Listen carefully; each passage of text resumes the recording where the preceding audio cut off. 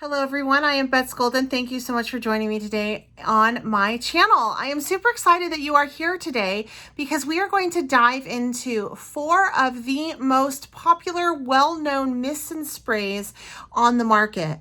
One is, we're going to go all the way back to the original, the founding father of it all, shall we say. And then we're going to end with probably the latest, most recent addition to the mist and spray family. We're going to be creating some backgrounds in my art journal. My purpose in doing this video is threefold. First of all, I want to show you how you can use mists and sprays in your art journal. Secondly, if you have any of these sprays in your stash that you're not using, I hope that it revamps you and gives you an idea on what you can do.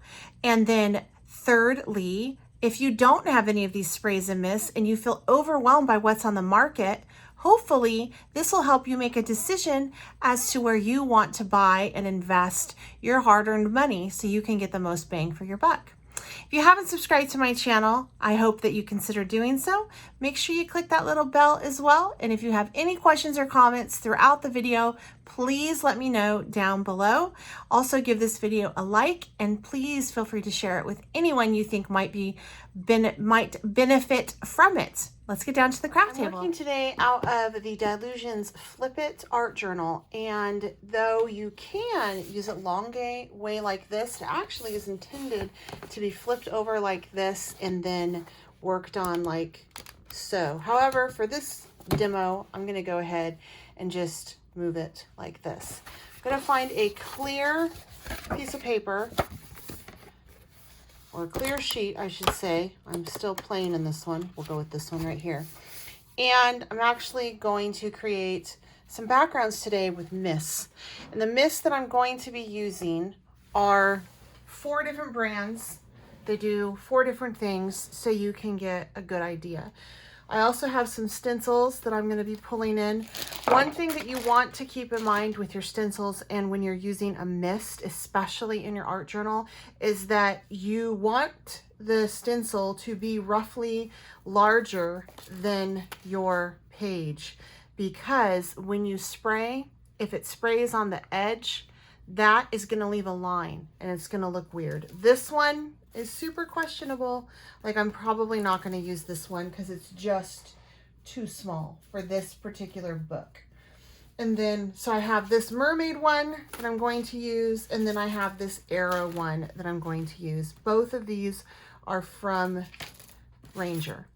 You can get almost all of these products, actually, now that I'm looking at it, from Ranger today. So I have, like I said, a couple different lines. I have Glimmer Mist, which is Tattered Angels. This is the first mist out. Came out, gosh, I want to say 20 years ago.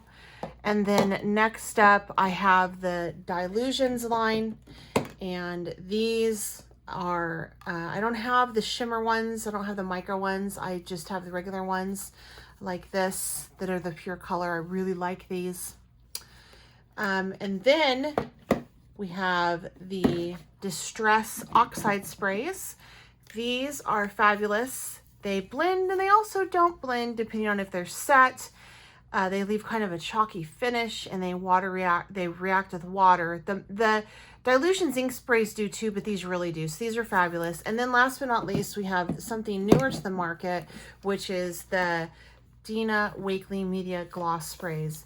These are really fabulous. You can wait for them to dry. They leave literally a glossy type finish on your projects. So these are really cool. And so let's just get started. I'm going to go with basically the oldest to the newest, the things that have been out, first came out, and we'll work our way up. And you can just see the differences of your background building and how the sprays work, and it will help you better determine which ones you would like. First up are the Tattered Angels. Like I said, these have been on the market for a long time. I would like to address something with you about these. 2 things. First of all, there's mica powder in the bottom of it, which is notorious for clogging the sprays. This is part of the reason why these have not always been my go-to and my favorite, because oftentimes the bottles just don't work. I actually had a color out I wanted to use that's relatively new, well, newer in my stash because they've been out of business for a little bit. And I couldn't spray it. It had already gotten clogged with mica. So to help with that, you can put some mixing bowls in the bottom of it and just gently swirl it on its side. You never want to shake vigorously upside down. And if you store it on your side, that's supposed to help too. However, they said that it doesn't really matter as long as you mix it. But I've been storing my upright. Some of them don't clog, some of them do. So go figure. You do want to mix it really well because there is mica in the bottom of that, and that's what makes these so cool. So the technique that I'm going to be using on all of these pages is going to be the same thing. I'm going to start with my lighter color, my medium color, my darker color. Then I'm going to go over, use a stencil, do the same thing again, flatten my page out, boom, we'll move on to the next one. So this first one I'm starting with is a Valentine pink. And just kind of look at how that lays, okay? And now we're going to work with a Be Mine. And then we're going to finish off with a Radiant Red. And then from here, I'm going to go ahead and take my stencil. I'm not even going to let it dry. It's a background, you guys. So with a background, you don't even have to really worry if it's perfect or not. Same thing again. There we go. And then you can take this sheet, go ahead, rub it on through. That's what I like to do. There is no method to my madness. And then you have that. Take it through again if you want, rub it on out. And you're left with pretty cool little sheet. And then I like to just go over and just keep pressing it through like so.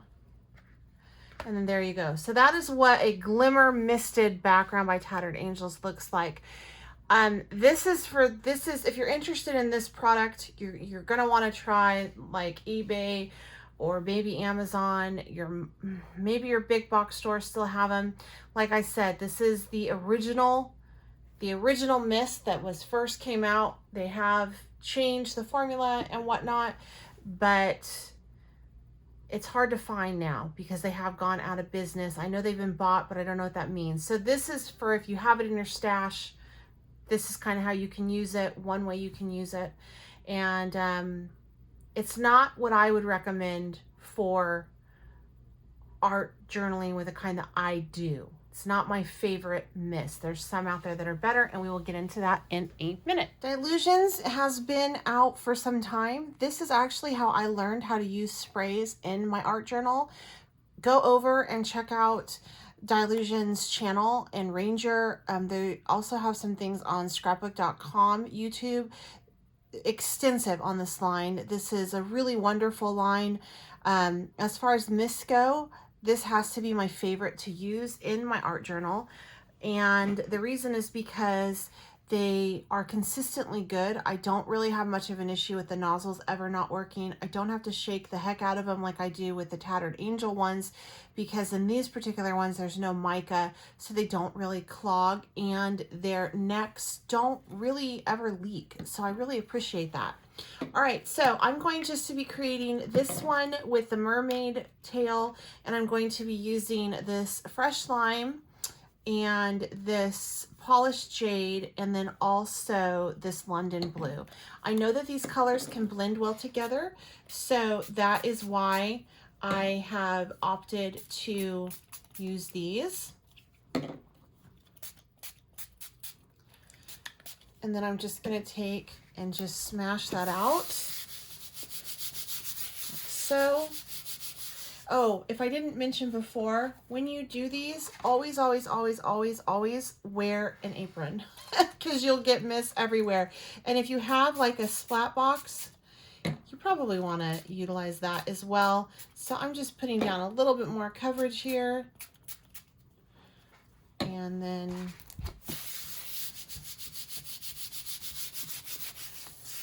so the vibrancy on these are really, really nice. doesn't usually leave a halo like you would have seen it possibly the Glimmer Mist. You don't have to do what I'm doing and, you know, smooshing it down like that. I just like how it looks. So I like to kind of smoosh it out. And then for this one, I'm going to put this on like so. And it already is trying to lift some color, which is kind of cool. And if you have any ink from previous play sessions, it might transfer over depending if it's water soluble or not. All right, so from here, I'm just going to go ahead and just mix these in. Since these all do blend well together, I really don't care where I spray in any particular spot. I know it's gonna work. Now I'm gonna take this top one again and just fold it out like so.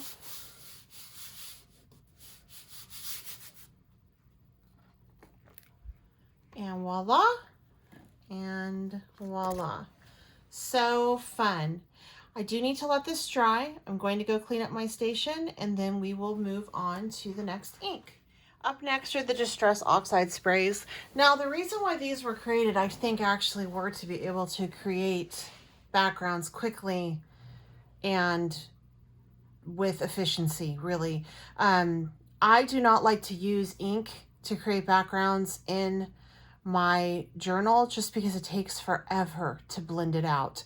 And this is kind of the best of both worlds where, you know, you can take Tim Holtz's famous ink, Distress Oxide, Distress, you know, ink pad colors and do kind of the same thing with your ink spray here. So that's really wonderful.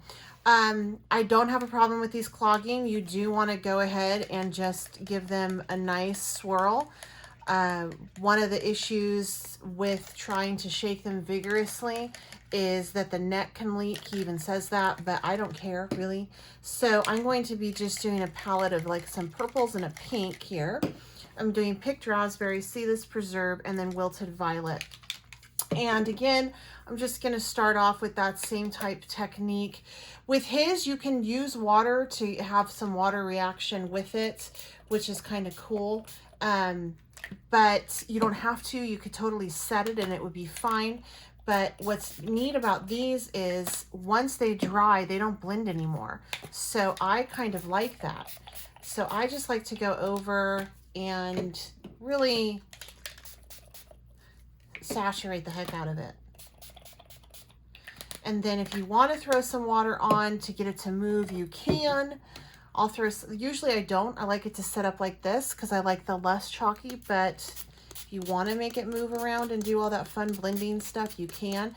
This is really a great technique with this boom, you know, pushing it over and picking up some of that beautiful ink down. So you can, this is what this type of book pressing, I should say, really lends itself well to. So look at that. Now with this one, you do want to heat set this because we want to be able to lay down some more the stencils on top of this. So I'm just going to take my craft heat it tool and get this set a little bit.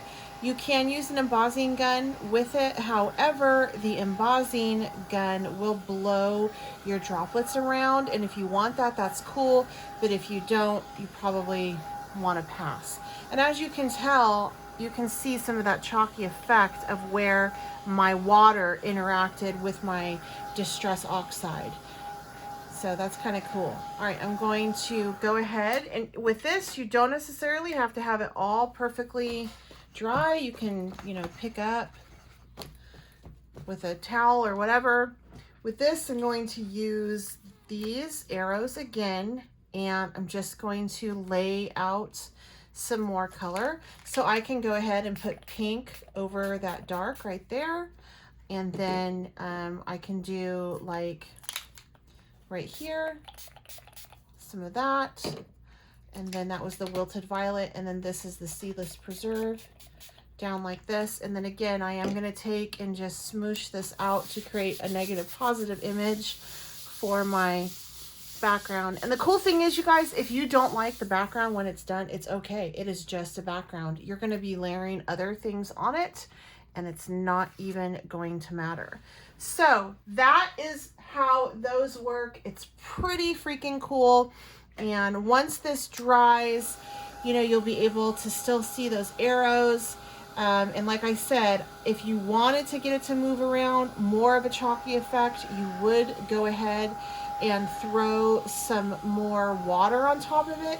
I don't want to get it to move around next, but I do want my edges to be a little bit more covered. So I'm just going to go around with my ink and cover those edges.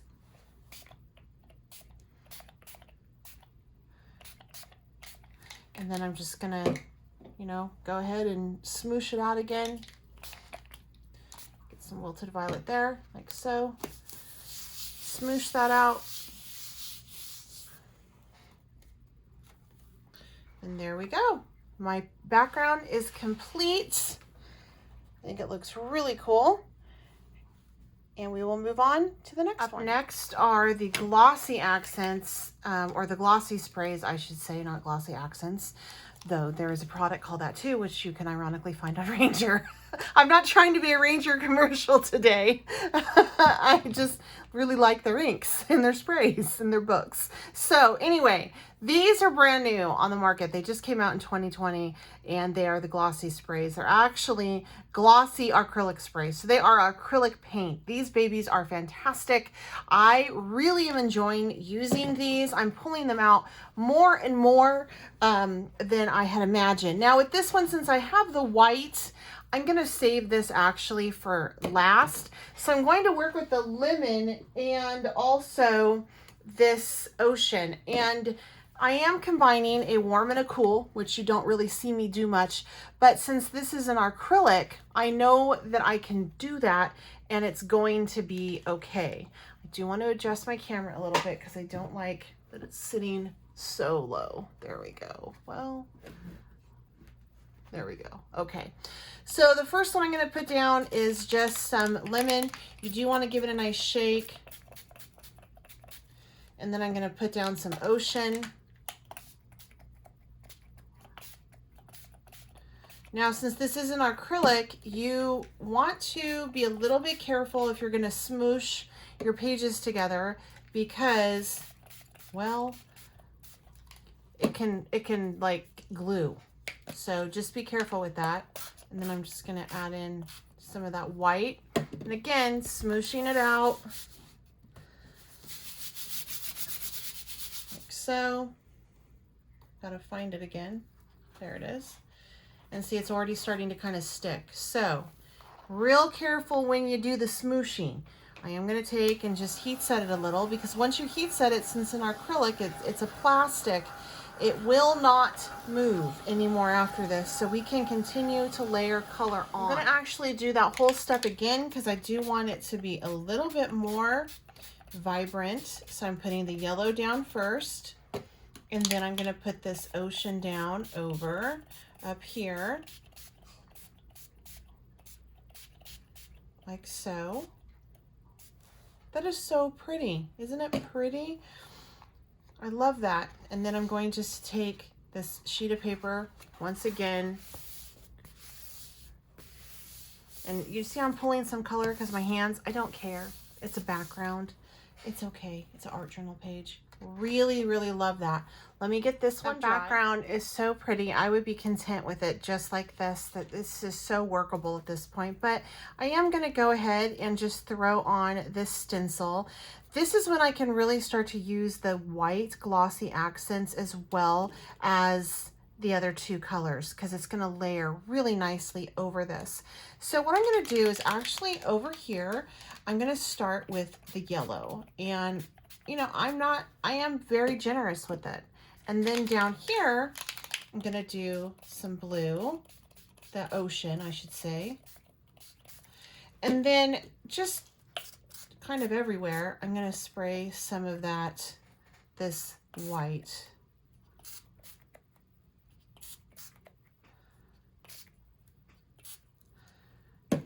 And just keep layering and playing until you get the look that you want. They do layer beautifully because it is an acrylic. And then from here, I'm going to do that magic and go ahead and just pull that through.